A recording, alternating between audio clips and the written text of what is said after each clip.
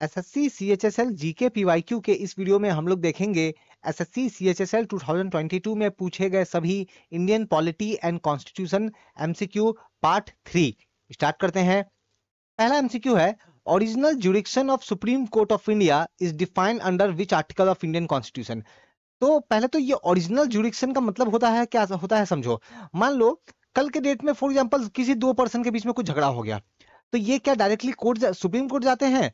तो नहीं, ये दो पर्सन के बीच में झगड़ा हो गया, पहले ये डिस्ट्रिक्ट वाला कोर्ट जाएंगे, वहां का अगर डिसीजन पसंद नहीं आया तो हाई कोर्ट, वहां नहीं हुआ तो फिर जाकर के सुप्रीम कोर्ट। मतलब ये एक ना स्टेप वाइज स्टेप होगा। लेकिन कुछ मामले ऐसे हैं, कुछ मैटर ऐसे हैं जिसमें क्या होगा, ये डिस्ट्रिक्ट कोर्ट, हाई कोर्ट ये सब नहीं करना है, डायरेक्टली सुप्रीम कोर्ट में आप जा सकते हो। कौन से केस में?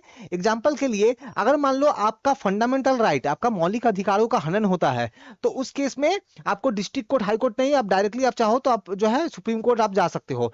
तो सुप्रीम कोर्ट का यह अधिकार है, यह प्रॉपर्टी है कि कुछ मामलों में वो क्या कर सकता है, वो डायरेक्टली मैटर को सुन सकता है बिना high court and district court के प्रोसेस के थ्रू आए हुए। तो इसी को बोलते हैं ओरिजिनल जुरिडिक्शन। एग्जाम्पल के लिए मान लो कल के डेट में मान लो हमारा किसी वेस्ट बंगाल स्टेट और दूसरा एक स्टेट, मान लो एग्जाम्पल के लिए हम लोग ले लेते हैं, मान लो महाराष्ट्र स्टेट, इन दोनों के बीच में कुछ इश्यू हो गया है ना। तो वेस्ट बंगाल और महाराष्ट्र के बीच में कुछ इश्यू हो गया, तब ये मैटर सुलझाने के लिए कौन से कोर्ट में जाएंगे? तो डायरेक्टली सुप्रीम कोर्ट में जाएंगे। या फिर मान लो वेस्ट बंगाल और सेंट्रल गवर्नमेंट के बीच में कुछ इश्यू हो गया, तो मैटर सुलझाने के लिए डायरेक्टली सुप्रीम कोर्ट में जाएंगे। तो इन सब चीजों को क्या बोलते हैं? Original jurisdiction. तो ये दिया कहां है? तो हमारे संविधान, हमारे कॉन्स्टिट्यूशन के आर्टिकल 131 में आपको ये मिलेगा। अगले एमसीक्यू देखो, in which year citizenship amendment act was passed. तो आपको बताना है सिटीजनशिप अमेंडमेंट एक्ट जो है ये कौन सी साल जो है ये पास हुई थी? तो ये पास हुई थी 1955 में। रिसेंटली सिटीजन अमेंडमेंट एक्ट में अमेंडमेंट जो है वो लाया गया था एक एक्ट, लेकिन ओरिजिनल वाला एक्ट 1955 में पास हुआ था।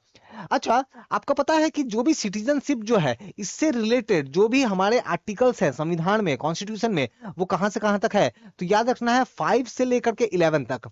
आर्टिकल नंबर 5, आर्टिकल नंबर 5 से 11, अनुच्छेद 5 से 11 तक जो है वो सभी आपके सिटीजनशिप से जुड़ा हुआ हमारे संविधान में, कॉन्स्टिट्यूशन में मिलेगा आपको।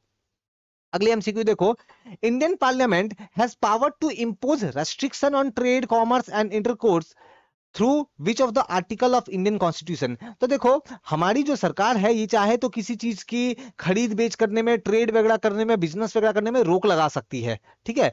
तो ये इसका अधिकार कहां से मिलता है उनको? तो इसका अधिकार मिलता है आर्टिकल नंबर 302 में। आर्टिकल नंबर 302 में जैसे फॉर एग्जांपल, एग्जांपल के लिए मान लो मैं बता दूं, जैसे एलिफेंट है, एलिफेंट का जो हाथी का जो दांत होता है ना, जो ट्रंक, जो हाथी का जो दांत होता है, ठीक है ना, आइवोरी, ठीक है, आइवोरी जो होता है, अब इसको, इसमें ट्रेड करना बैन है। कोई भी पर्सन आइवोरी का खरीद बेच वगैरह नहीं कर सकता है, ठीक है ना, ये एकदम इलीगल है। तो ये जो है सरकार ये सब कैसे कर रही है? सरकार के पास में ये कानून जो है आर्टिकल 302 से अधिकार ये आता है सरकार के पास, गवर्नमेंट के पास। अगली एमसीक्यू देखो, in which part of Indian constitution are the provision related to panchayat mention. तो संविधान के आप देखोगे पार्ट 9 में, पार्ट 9 में आपको जो है पंचायत के बारे में मिलेगा। देखो ओरिजिनल जो कॉन्स्टिट्यूशन था, जो ओरिजिनल संविधान था, वहां पंचायत के बारे में कुछ नहीं था। बाद में 73rd नंबर वाला जो अमेंडमेंट है, जो 73rd नंबर वाला कॉन्स्टिट्यूशनल अमेंडमेंट है, वो अमेंडमेंट करके ये पंचायत का सिस्टम को जोड़ा गया। और याद रखना है 74th वाला अमेंडमेंट करके म्युनिसिपैलिटी को जोड़ा गया, ठीक है। संविधान ये पंचायत वगैरह कौन सा आर्टिकल में आता है? तो आर्टिकल 343 में आपको मिलेगा, 343 में मिलेगा आपको। अगली एमसीक्यू देखो, which article of Indian constitution specify Hindi as official language of union. तो कौन सा आर्टिकल में बताया गया है कि हिंदी जो है ऑफिशियल लैंग्वेज होगा? तो ये है हमारे आर्टिकल 343 में, आर्टिकल 343 में ये बताया गया है, ठीक है। देखो स्टार्टिंग में कुछ ऐसा था कि हिंदी को ऑफिशियल लैंग्वेज होना था, और जब तक के लिए हिंदी ऑफिशियल लैंग्वेज नहीं हो जाता तब तक के लिए इंग्लिश को जो है वो जो है थोड़ा सा यूज करना था कुछ सालों के लिए। स्टार्टिंग में 15 सालों के लिए यूज करना था, लेकिन बाद में इसका टाइम पीरियड को बढ़ाया गया, ठीक है, बाद में इसको जो है ऐड कर दिया गया इंग्लिश को। अब फिर अभी तो हम लोग का भी देखोगे 3 लैंग्वेज फॉर्मूला जो है ज्यादातर जगहों पे देखोगे वो यूज होता है ना, हिंदी, इंग्लिश और एक regional language. Next, as of November 2022 who is the first citizenship of India. तो हमारे कंट्री का पहला सिटीजनशिप किसको बोलते हैं? तो प्रेसिडेंट को बोलते हैं। तो प्रेसिडेंट हमारी है कौन? द्रौपदी मुर्मू जी। तो वो फर्स्ट जो है सिटीजन है। अगर मान लो नवंबर 22 हटा करके मैं अभी जून, अभी क्या हो रहा है, जून 2023 हो रहा है ना, आंसर में कोई चेंज नहीं है। अगली करंट अफेयर देखो, 89th Amendment Act 2003 of the Indian Constitution established which of the following commission। तो देखो हमारे कॉन्स्टिट्यूशन में एक अमेंडमेंट किया गया, और अमेंडमेंट करके वो कौन सा याद रखना, 89 वाला अमेंडमेंट करके हमारे कॉन्स्टिट्यूशन में क्या जोड़ा गया, तो national commission for scheduled tribe. देखो हमारे कॉन्स्टिट्यूशन में ना जो ऐसे शेड्यूल्ड ट्राइब है, अब इनके लिए काफी सारे कानून तो बनाए गए हैं जो इनको सुविधा प्रदान करने के लिए है, लेकिन अब वो लॉ कैसा है, कितना वर्क कर रहा है, या फिर एसटी वालों जो एसटी कम्युनिटी जो है उनका अगर मान लो कुछ मांग है, उनसे रिलेटेड चीजों को डील करने के लिए, ताकि इनका भी सही तरीके से विकास हो सके, तो इसके लिए हमारा national commission for scheduled tribe है, जो कि ओरिजिनल कॉन्स्टिट्यूशन में नहीं था। हमने बाद में 89 नंबर वाला अमेंडमेंट करके, याद रखना ईयर भी पूछे जाते हैं एसएससी एग्जाम में, ठीक है, एसएससी सीएचएसएल जीके प्रिपेयर कर रहे हो ना, तो ये सब ईयर भी याद करना है, तो आपके ये ईयर भी पूछे जाते हैं, तो 2003 में ये ऐड हुआ है, ठीक है। अच्छा एक और बात मैं बता दूं, अभी तो आप देख रहे हो क्लास ऑक्साइड पीवाईक्यू, लेकिन मेरी एक चैनल है क्लास ऑक्साइड स्टडी और एक और चैनल है क्लास ऑक्साइड करंट अफेयर्स, तो ये दोनों चैनल को चेक करना बिल्कुल ना भूलो। अगली जो एमसीक्यू है देख लेते हैं। Who among the following is the famously called Iron Lady of India? तो आयरन लेडी के नाम से किनको हम लोग बुलाते हैं, तो हम लोग बुलाते हैं इंदिरा गांधी जी को, और इसका बहुत इंपॉर्टेंट रीजन भी है, क्योंकि याद है ना 1971 में क्या किया, पाकिस्तान के 2 टुकड़े, है ना, 1971 के में पाकिस्तान के 2 टुकड़े इन्हीं के टाइम पे हुआ, और इमरजेंसी वाला जो दौर है हमारे डेमोक्रेसी के लिए जो है एक तरह से काला दौर था, ब्लैक पीरियड था, तो वो भी इनके टाइम पे ही हुआ। तो आयरन लेडी ऑफ इंडिया जो है वो इंदिरा गांधी जी को बुलाते हैं, ठीक है। अच्छा इंदिरा गांधी जी के जो सन है, बेटे जो है, उनका नाम आपको पता है तो बताओ मुझे कमेंट करके। नेक्स्ट एमसीक्यू आप देख लो। Which of the following Constitution Amendment Act made the right to education a fundamental right under the Article 21A of Indian Constitution? अब ये बहुत इंपॉर्टेंट है, यहां से एक चीज समझो। पहला तो आप ये समझ लो कि जो राइट टू एजुकेशन है, पढ़ने का अधिकार जो है, ये हमारा फंडामेंटल राइट है। फंडामेंटल राइट कौन से आर्टिकल के अंदर में है, तो 21A। देखो कभी भी किसी भी आर्टिकल के बगल में ना आपको A B C D ऐसा कुछ अगर दिखने को मिल रहा है, इसका मतलब ये समझ जाओ कि हमारे ओरिजिनल कॉन्स्टिट्यूशन में, ओरिजिनल संविधान में वो नहीं था, बाद में जोड़ा गया है। मतलब 21A का मतलब जो है इसको बाद में जोड़ा गया है, ठीक है। कौन तब यह देखो इसके लिए कौन सा अमेंडमेंट किया गया, तो इसके लिए जो अमेंडमेंट किया गया वो 86 नंबर वाला अमेंडमेंट जो है 2002 का किया गया, जिसके तहत 6 से 14 साल के जो बच्चे जो है ना, इसको कंपलसरी एजुकेशन मिलना चाहिए, यह उनका फंडामेंटल राइट है, मौलिक अधिकार है। अगली एमसीक्यू देख लेते हैं। अब यहाँ पे कुछ स्कीम के बारे में है। प्रधानमंत्री जन आरोग्य योजना, ठीक है, ये गवर्नमेंट का एक बहुत इंपॉर्टेंट स्कीम है। अगेन ये एसएससी सीएचएसएल में ईयर भी पूछते हैं, याद रखो, तो 2018 में लॉन्च हुआ था। तो इसका एम क्या था, करना क्या था इस स्कीम में, तो नाम से थोड़ा जन आरोग्य, आरोग्य जो है ना ये हेल्थ से रिलेटेड वर्ड है, तो समथिंग ये हेल्थ से जुड़ा हुआ है, तो हेल्थ केयर से जुड़ा हुआ ये स्कीम जो कि गवर्नमेंट ने 2018 में 2018 में लॉन्च किया। अगली एमसीक्यू देखते हैं। Which article of Indian Constitution is related with the special provision respect to the state of Maharashtra and Gujarat? जिस तरीके से आप याद करो आर्टिकल 370 में जम्मू कश्मीर को कुछ स्पेशल कुछ दर्जा मिला था, उसी तरीके से जो है 371 में भी, आर्टिकल नंबर 371 में भी कुछ राज्यों को कुछ स्पेशल जो है वो दर्जा मिला है। मैं ये बिल्कुल नहीं बोल रहा हूँ कि 370 में जो दर्जा मिला था वही वाला मिल रहा है, ऐसा नहीं बोल रहा हूँ मैं बस बोल रहा हूँ कि कुछ स्पेशल दर्जा मिला था, कुछ स्पेशल प्रोविजन है स्टेट्स के लिए, उसमें से महाराष्ट्र एंड गुजरात भी है, तो आर्टिकल 371, ठीक है। अगली एमसीक्यू देख लेते हैं।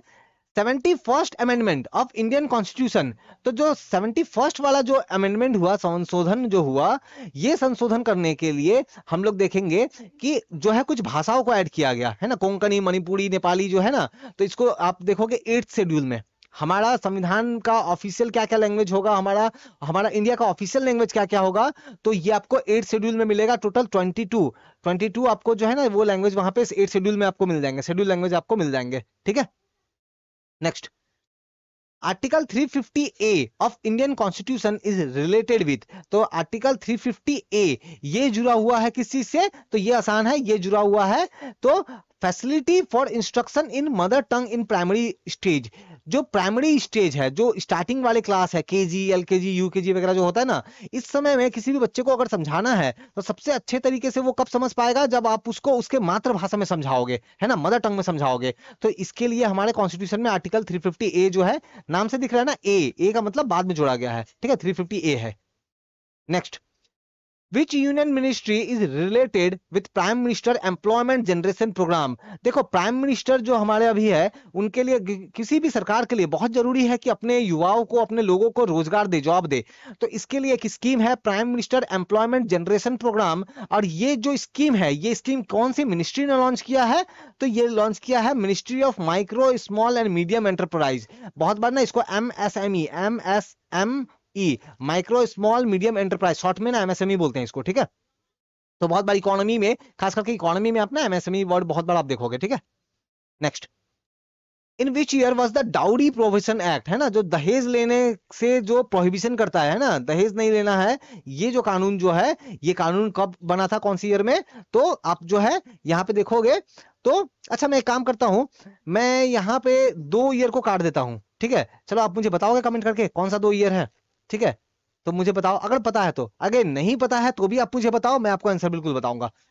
Next, Mahatma Gandhi national rural employment guarantee act, मनरेगा। अब ये मनरेगा का फुल फॉर्म बहुत बार एसएससी सीएचएसएल के जीके में पूछा गया है, तो याद रखो Mahatma Gandhi national rural employment guarantee act. साल भी पूछा जाता है, कौन सा साल? तो 2005 में ये लॉन्च हुआ।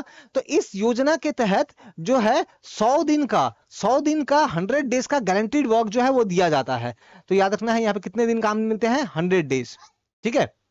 Next, startup India scheme. Startup India scheme क्या है? गवर्नमेंट की ये स्कीम है। इस स्कीम के अंदर में गवर्नमेंट जो है वो इंकरेज करती है नए नए बिजनेसेस को, है ना। गवर्नमेंट इंकरेज करती है कि लोग जो है वो सामने आए, नया से नया बिजनेस जो है वो स्टार्ट करे। तो ये क्या है? Startup India scheme. और ये जो स्कीम जो है ये कौन सी ईयर लॉन्च किया गया? तो ये लॉन्च किया गया 2016 में। 2016 में। तो एंटरप्रेन्योरशिप को बढ़ावा देता है ना, नए नए रोजगार पैदा करने के। अगर आप कल के डेट में कोई फैक्ट्री स्टार्ट करना चाहते हो, बिजनेस स्टार्ट करना चाहते हो, आपको लोन चाहिए, पैसे चाहिए, आपको मदद चाहिए, तो आपको इससे जो है हेल्प मिलेगी।